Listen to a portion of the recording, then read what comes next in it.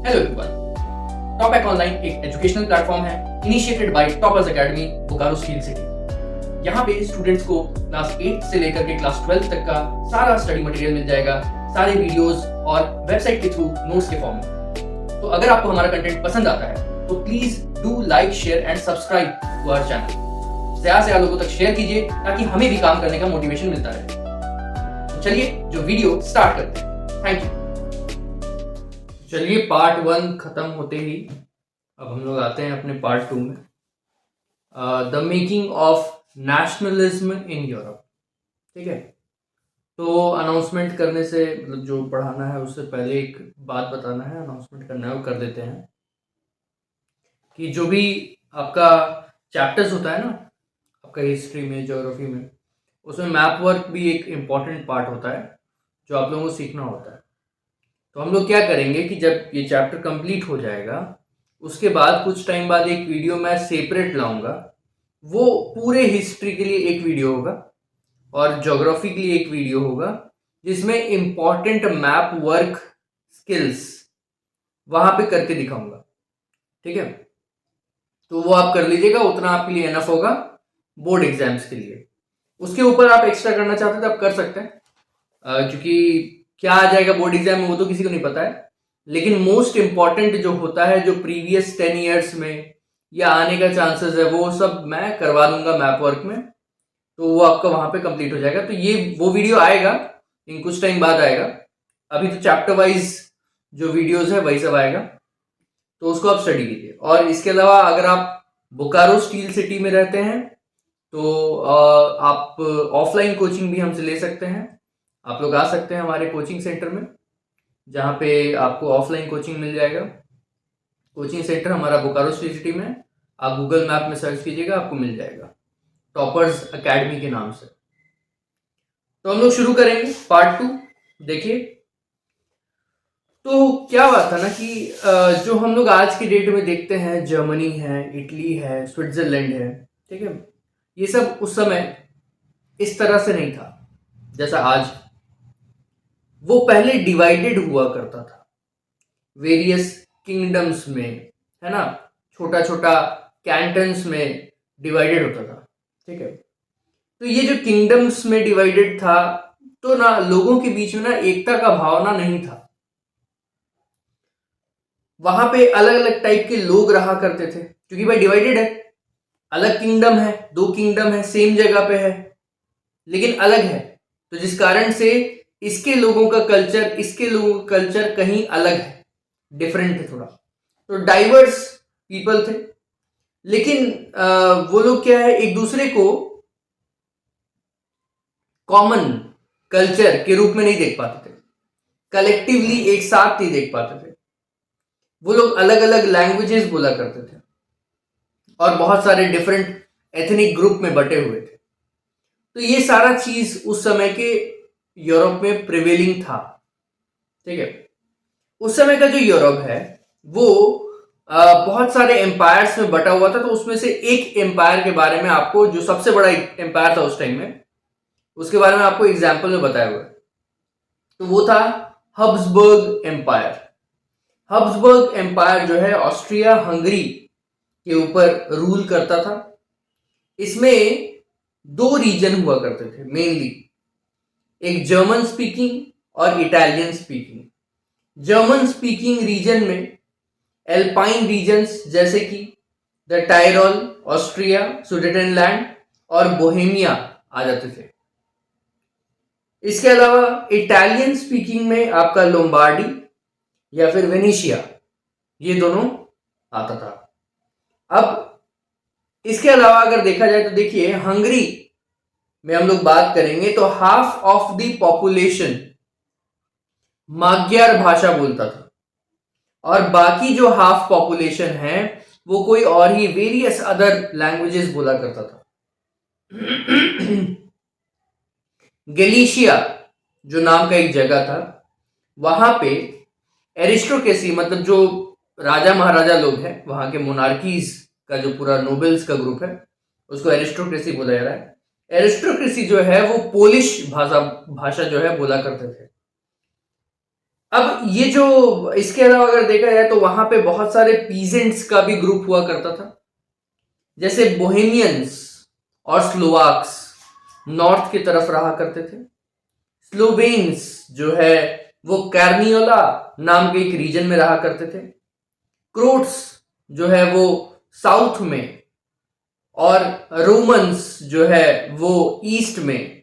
इसके ईस्ट में ईस्ट इन ट्रांसिल्वेनिया दिया हुआ है, स्पेसिफाई किया हुआ है, ईस्ट इन ट्रांसिल्वेनिया वो रहा करते थे। तो देखिए डाइवर्सिटी बताया, इंट्रोडक्शन में पूरा डाइवर्सिटी आपको बताया कि उस समय जो यूरोप था उस समय में कितना सारा किंगडम्स और डाइवर्स पीपल में पूरा यूरोप बटा हुआ था। अब इसको कॉमन कल्चर के हिसाब से बांटना, सब में नेशनलिज्म डेवलप करना, ये एक बड़ा टास्क था जो धीरे धीरे हुआ, एक बार में नहीं हुआ। तो हम लोग आगे बढ़ेंगे 2.1 the aristocracy and the new middle class topic पे। देखिए ये तो पूरा एक वीडियो है ना, तो मेरा ये सजेशन रहेगा कि आप ये पूरा वीडियो देखिए। लंबा वीडियो है लेकिन आप पूरा देखिए, और उसके बाद जब आप रिवीजन कर रहे होंगे अगर आप कुछ भूल जाएंगे तो ये जो टॉपिक वाइज वीडियो है ना कि पार्ट 1 का, पार्ट 2 का, पार्ट 3 का, फिर 2.1, 3.1, 3.2, 3.3 ऐसे जो बटा हुआ है पूरा हिस्ट्री में, उस तरह से वीडियोस में इसी का पार्ट्स जो है थोड़ा कट करके डाल दूंगा। उसका रीजन है कि जब आप रिवीजन कर रहे होंगे तो आप पूरा देखने का आपको जरूरत नहीं है।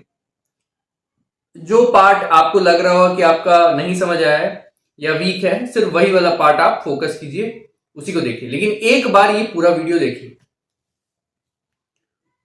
तो देखिए aristocracy and the new middle class का जो पार्ट है उसमें बताया गया है कि जो कॉन्टिनेंट था उस समय पूरा यूरोप का, उसमें एरिस्टोक्रेसी, जिसके पास जमीन है, लैंडेड एरिस्टोक्रेसी, एक डोमिनेंट क्लास था जो पूरे यूरोप पे कब्जा किया हुआ था। अब जो मेंबर्स थे इस क्लास के, उनमें कुछ कॉमन था, उनका जो जीने का तरीका था वो कुछ कॉमन था। क्या क्या था? इंपॉर्टेंट पॉइंट्स आपको दिख रहा होगा, जैसे जैसे बोलते जा रहा हूं यहाँ पे मैं लगाता जाऊंगा जो भी पार्ट है आपका नोट्स का। ऐसे आप यहां से भी लिख सकते हैं, यहां से लिखिएगा अच्छा रहेगा, सुनते सुनते लिखिएगा ज्यादा अच्छा रहेगा। लेकिन आप अगर सुन रहे हैं ध्यान से और आप अलग से लिखना चाह रहे हैं तो आप वीडियो दोबारा ना देखिए, आप नोट्स वाले सेक्शन में चले जाइए, मतलब डिस्क्रिप्शन बॉक्स में जाइए, वहां पे आपको एक लिंक मिलेगा, वहां क्लिक कीजिए और वहां से आप नोट्स को जो है लिख लीजिए, ठीक है। तो ये जो है, जो वहां के एरिस्टोक्रेटिक, मतलब जो लैंडेड एरिस्टोक्रेसी था, वो लोग सब कोई वो एस्टेट्स ओन करते थे, ठीक है। कंट्री साइड में कभी कभार टाउन हाउसेस भी ओन करते थे, शहर में, कंट्री साइड्स में वो लोग एस्टेट्स मतलब बड़े बड़े लैंड्स ओन करते थे।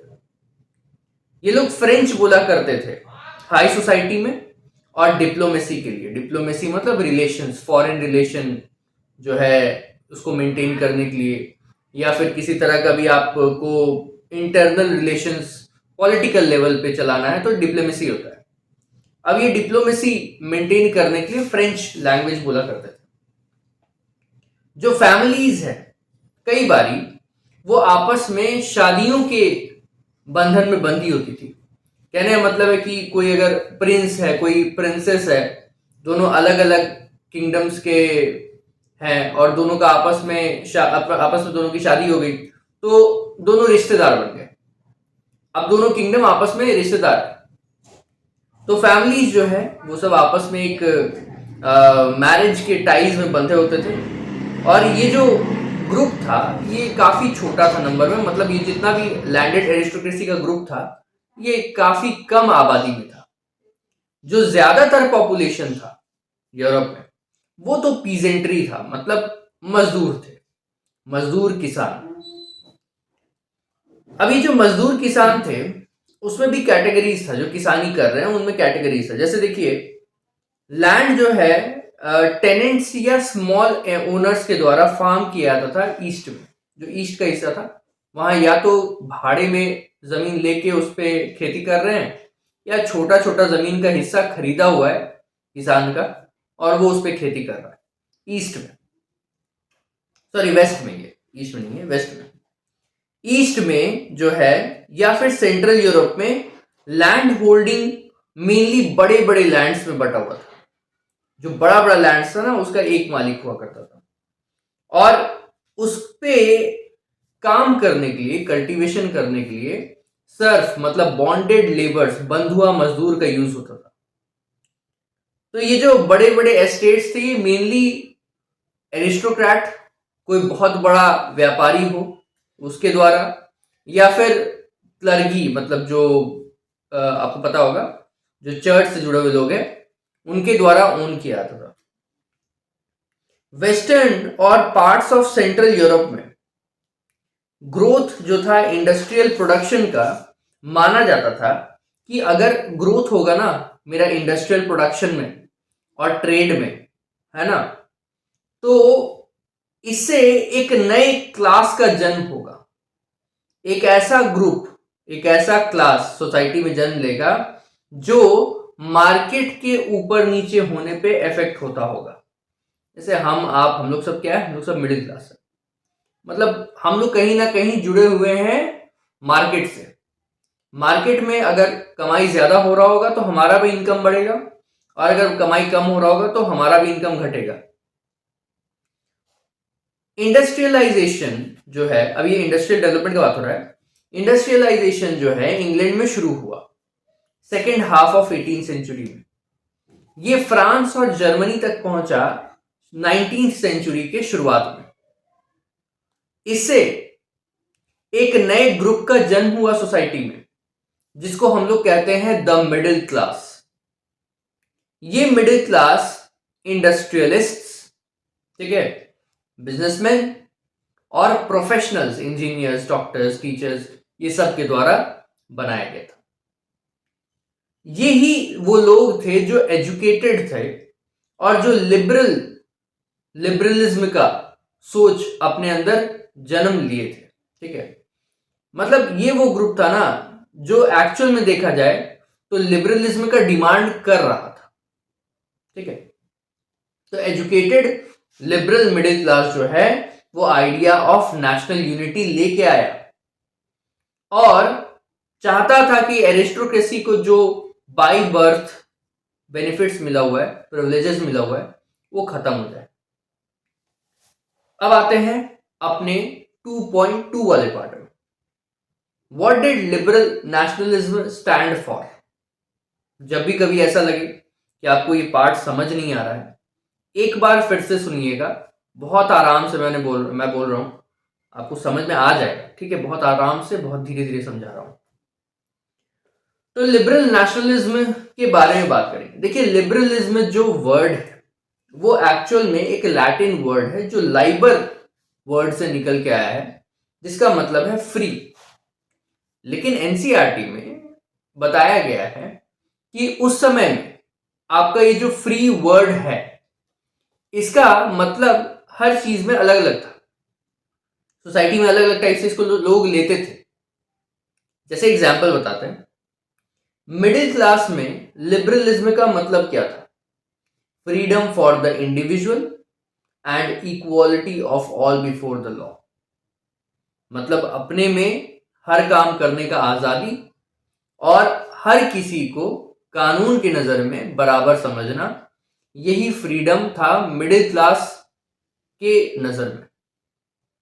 वहीं अगर पॉलिटिकली बात करें तो पॉलिटिकली जो लिबरलिज्म वर्ड है वो ज्यादातर कॉन्सेप्ट ऑफ गवर्नमेंट से जुड़ा हुआ था।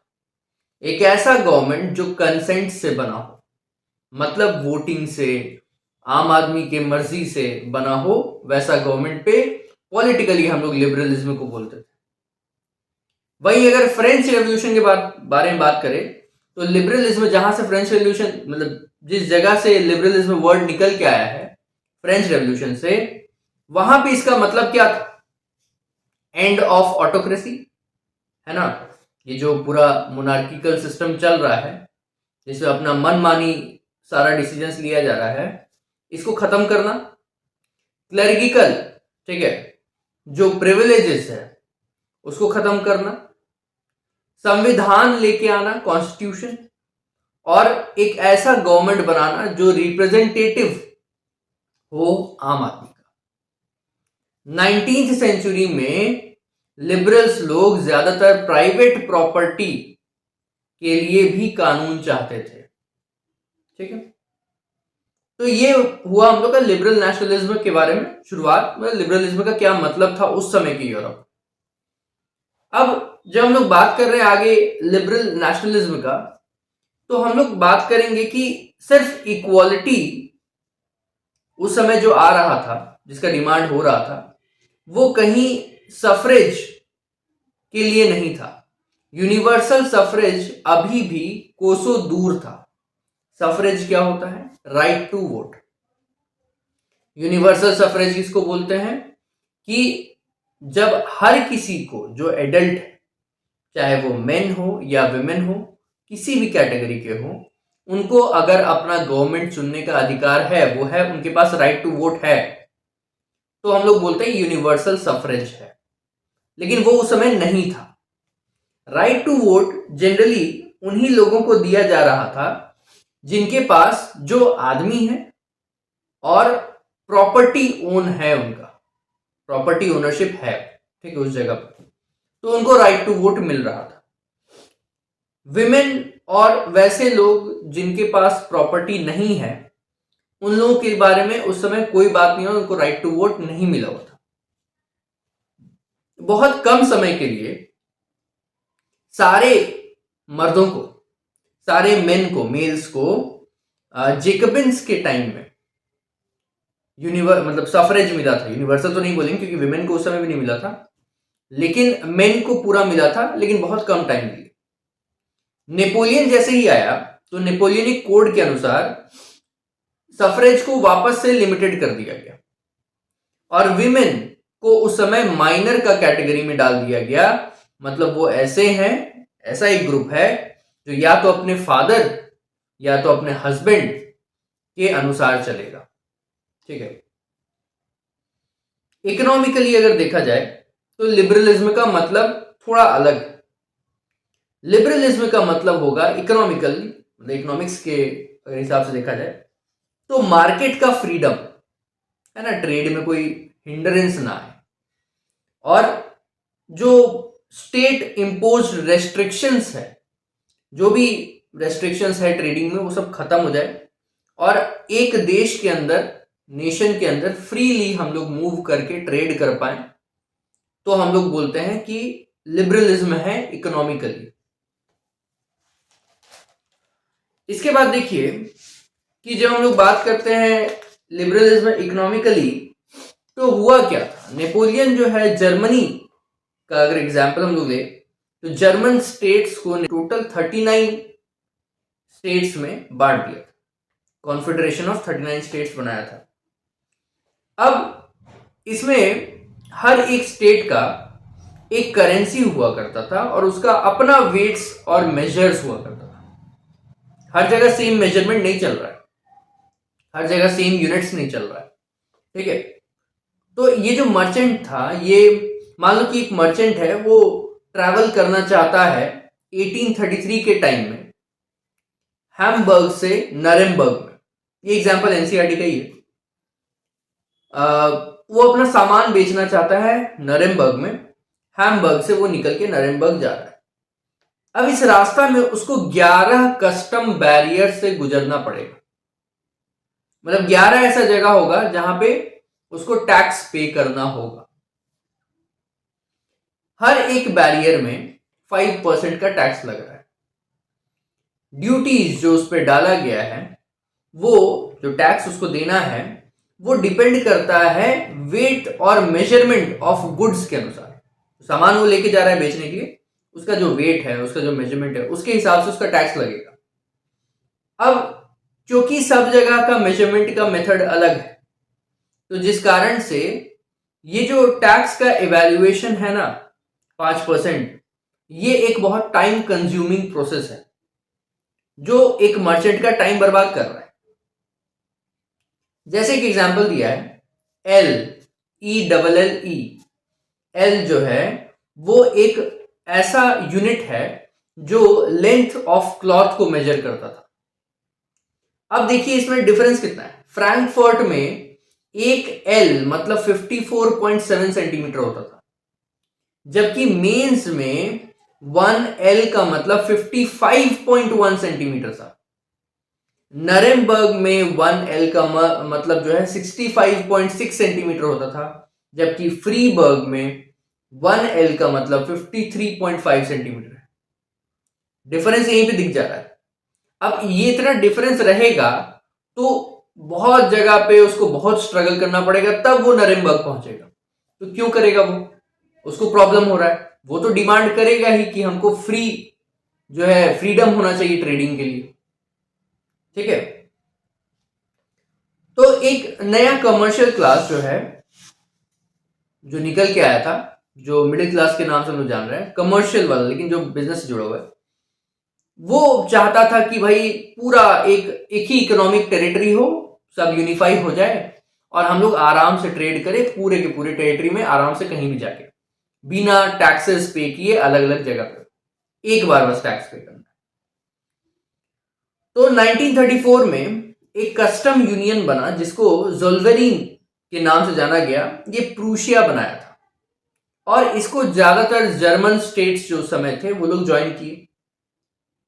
ये जो यूनियन बना था जोल्वेरिन, ये जितना भी टैरिफ बैरियर्स था, मतलब कस्टम जो लग रहा था, टैक्सेस का बैरियर्स था, उसको घटा दिया।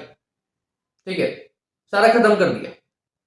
और जो करेंसी का प्रॉब्लम था 30 डिफरेंट करेंसीज का, उसको घटा के 2 करेंसी में ले आया। अब इसके अलावा उस समय और भी डेवलपमेंट्स हुआ, जैसे रेलवेज के फील्ड में, जिससे मोबिलिटी बढ़ा, है ना। तो इससे क्या हुआ कि नेशनल यूनिफिकेशन में और इकोनॉमिक ग्रोथ में ज्यादा फायदा होने लग गया उस समय के जर्मन स्टेट्स को। अब ये बात हो गया 2.2 का। अब आते हैं 2.3 में। 2.3 में क्या कह रहा है? New conservatism after 1815। देखिए 1815 में क्या हुआ था, नेपोलियन की हार हुई थी 1815 में। ठीक है, अब ये जो नेपोलियन को हराया गया था 1815 में, तो कौन कौन हराया था? ब्रिटेन, रशिया, प्रूशिया और ऑस्ट्रिया, जिसको यूरोपियन पावर्स के नाम से जान रहे हैं हम लोग। ब्रिटेन, रशिया, प्रूशिया और ऑस्ट्रिया, ये 4 देश मिल करके नेपोलियन को हराया था। अब नेपोलियन का हारने के बाद एक स्पिरिट ऑफ कंजर्वेटिज्म डेवलप होने लग गया। ये कंजर्वेटिज्म क्या था? एक ऐसा ग्रुप था जो ये चाहता था कि जो भी ट्रेडिशनल इंस्टीट्यूशंस था ना, जो नेपोलियन से पहले था, वो सब वापस एस्टैब्लिश हो जाए, मतलब फिर से आ जाए। जैसे मोनार्की, चर्च, सोशल हेरारकीज, है ना, first state, second state, third state, ये सब आ जाए वापस। वो लोग ये मानता था कि मॉडर्नाइजेशन होना चाहिए। और इनफैक्ट जो नेपोलियन किया था उससे उन लोग को इतना समझ में आ गया कि इतना सारा अगर हम लोग मॉडर्नाइज्ड सिस्टम यूज करते जैसा नेपोलियन चलाया, तो जो हम लोग का मोनार्की है ना यूरोप का, वो और स्ट्रांग होता। क्या मॉडर्नाइजेशन? जैसे एग्जांपल यहां पे दिया हुआ है, modern army, N efficient bureaucracy, dynamic economy, abolition of feudalism. First state, second state, third state, सब सब खत्म। सर्फडम भी एबॉलिश हो जाए। इससे हम लोग का जो मोनार्की है यूरोप में, वो स्ट्रेंथन हो जाएगा, वो मजबूत हो जाएगा। यूरोपियन पावर्स तो ये तो बता दिए कि जो हराए थे, Britain, Russia, Prussia, Austria, Napoleon को हराए थे, ये लोग सबका डेलीगेट्स जो है, सब लोग का जो रिप्रेजेंटेटिव्स है, वो लोग वियना में मिले और वहां पे एक सेटलमेंट करने का सोचा गया यूरोप के लिए कि जो अभी हम लोग हैं, तो हम लोग किस तरह से आगे यूरोप को देखेंगे, किस तरह से आगे को यूरोप को चलाएंगे पूरा, और कैसे हम लोग आगे चल के फ्रांस का जो हुआ, फ्रांस के द्वारा ही किया गया ना सब, जो भी आंदोलन था, रेवोल्यूशन था, है ना, फिर ये निकल के आया नेपोलियन, तो ये सब फ्रांस से ही हुआ। तो फ्रांस का से आगे कोई प्रॉब्लम ना आए, इसको कैसे देखेंगे। तो वो लोग क्या है, ट्रीटी ऑफ वियना साइन किया 1815 में, और इसमें ज्यादातर जो है चेंजेस जो नेपोलियन किए थे यूरोप में अपने टाइम में, वो सब को रिवर्स कर दिया गया, वापस ला दिया गया। जैसे बर्बन डायनेस्टी जो कि नेपोलियन से पहले फ्रांस में हुआ करता था, उसको वापस रीस्टोर कर दिया गया। फ्रांस का जितना भी टेरिटरीज था वो सब छीन लिया गया, मतलब जो फ्रांस एक्वायर किया था टेरिटरी नेपोलियन के टाइम में या इधर उधर से जीत के, वो सब वापस छीन लिया गया। और कुछ उस पे बाउंड्री में कुछ और भी चेंजेस किया गया, जिससे कि फर्दर फ्रांस कभी अपने आप को एक्सपैंड ना कर पाए। जैसे क्या क्या चेंजेस किया गया, बेल्जियम जो था उसको नीदरलैंड्स को दे दिया गया नॉर्थ में। जो फ्रांस का जेनोवा का एरिया था उसको पीडमोंट में ऐड कर दिया गया साउथ में। प्रूशिया को वेस्ट में वेरी इंपॉर्टेंट और न्यू टेरिटरीज फ्रांस का दे दिया गया। ऑस्ट्रिया को नॉर्दर्न इटली दे दिया गया, और इस तरह से फ्रांस को बाउंड्री से इन लोग घेर लिया ताकि फर्दर कभी फ्रांस चाह के भी उठ ना पाए। जर्मन कॉन्फेडरेशन जो बनाया गया था 39 स्टेट्स का नेपोलियन के द्वारा, उसको जैसे था वैसे ही रहने दिया गया। इसके अलावा रशिया को पोलैंड का एक पार्ट दिया गया और प्रूशिया को सैक्सोनी का पार्ट दिया गया ईस्ट में। जो मेन इंटेंशन था ट्रीटी ऑफ वियना का वो ये था कि जो मोनार्कीज को नेपोलियन खत्म किया है उसको वापस ले आए। ठीक है, कंजर्वेटिव रिजीम काफी ऑटोक्रेटिक हुआ करता था। अब इसका खराब सुनते हैं, कंजर्वेटिव में क्या प्रॉब्लम था। ऑटोक्रेटिक मतलब दबाव डालने वाला, अपने मर्जी से काम करने वाला, जिसपे कोई अंकुश नहीं है। तो कंजर्वेटिव रिजीम्स काफी ऑटोक्रेटिक हुआ करता था। वो लोग कभी भी किसी का क्रिटिसिज्म या अपने बारे में किसी तरह का गलत बात सहन नहीं कर सकता था, इनटॉलरेबल था। उसके अलावा एक्टिविटीज जो है, जो भी ऐसा एक्टिविटीज होता था जो लोग पे सवाल उठाता था, उन लोग का ऑथेंटिसिटी, लेजिटिमेसी को क्वेश्चन करता था, वो सबको दबा दिया जाता था। वो लोग सेंसरशिप लॉज लगाया, प्रेस का फ्रीडम को खत्म कर दिया कि आप फ्रीली कुछ उन लोग के अगेंस्ट छाप नहीं सकते, बोल नहीं सकते। और जो आइडियाज था लिबर्टी और फ्रीडम का, उसको कंट्रोल करने का प्रयास करने लग गया। फ्रीडम ऑफ प्रेस ये एक बहुत इंपॉर्टेंट मुद्दा बना आगे चल के लिबरल नेशनलिस्ट लोग के लिए, कंजर्वेटिव्स के अगेंस्ट। 2.4 में आते हैं, लास्ट पॉइंट इस पार्ट का। 2.4 1815 के बाद जो है सीक्रेट सोसाइटीज बनने लगी। अब क्या है, सामने से उठ के बोलना थोड़ा मुश्किल होने लग गया लिबरल नेशनलिस्ट लोग के बारे में। तो लिबरल नेशनलिस्ट लोग के द्वारा, ठीक है, कंजर्वेटिव्स के बारे में, तो सामने से जब खुल के नहीं बोल पा रहे तो उन लोग को अंडरग्राउंड होना पड़ा, और जिस कारण से सीक्रेट सोसाइटीज निकल के आया यूरोपियन स्टेट्स में। इन लोग का काम था रेवोल्यूशनरीज, जो आंदोलनकारी लोग हैं, उन लोग को ट्रेन करना और उन लोग का आइडियाज हर जगह स्प्रेड करना। ये रेवोल्यूशनरी लोग का काम क्या था? सबसे पहला, मोनार्की को अपोज करना, जितना भी मोनार्की का सिस्टम है उसको अपोज करना, राजा महाराजा के सिस्टम को अपोज करना। आजादी और जो आजाद नुमा देश के लिए लड़ाई करना। नेशन स्टेट्स का क्रिएशन करना, मतलब जितने भी ऐसे नेशन के बारे में तो पढ़ चुके हम लोग पहले, दोबारा नहीं बताऊंगा। नेशन स्टेट्स को क्रिएट करना मतलब जिसमें एकता का भावना हो, लोगों के बीच एकता हो, एक कल्चर, एक हिस्ट्री। ठीक है, अब ऐसे ही एक बहुत बड़े इटालियन रेवोल्यूशनरी जिसप मजीनी के बारे में बात करेंगे। इटालियन थे, ये तो बता दिया मैंने। उनका जन्म जेनोवा में हुआ था 1807। पहले वो सीक्रेट सोसाइटी जो कार्बोनरी के अंडर में चलता था, कार्बोनरी एक सीक्रेट ग्रुप हुआ करता था, उसका एक सीक्रेट सोसाइटी था, उसमें मेंबर हुआ करते थे। उनको मात्र 24 साल की उम्र में देश निकाला दे दिया गया, एक्साइल मतलब हमेशा के लिए देश से निकल जाना, वो दे दिया गया 1831। इसके अलावा बात करेंगे तो क्यों दिया गया था उनको देश निकाला, क्योंकि उन्होंने एक रेवोल्यूशन का प्रयास किया था, एक आंदोलन का कोशिश किया था लाइग्यूरिया में।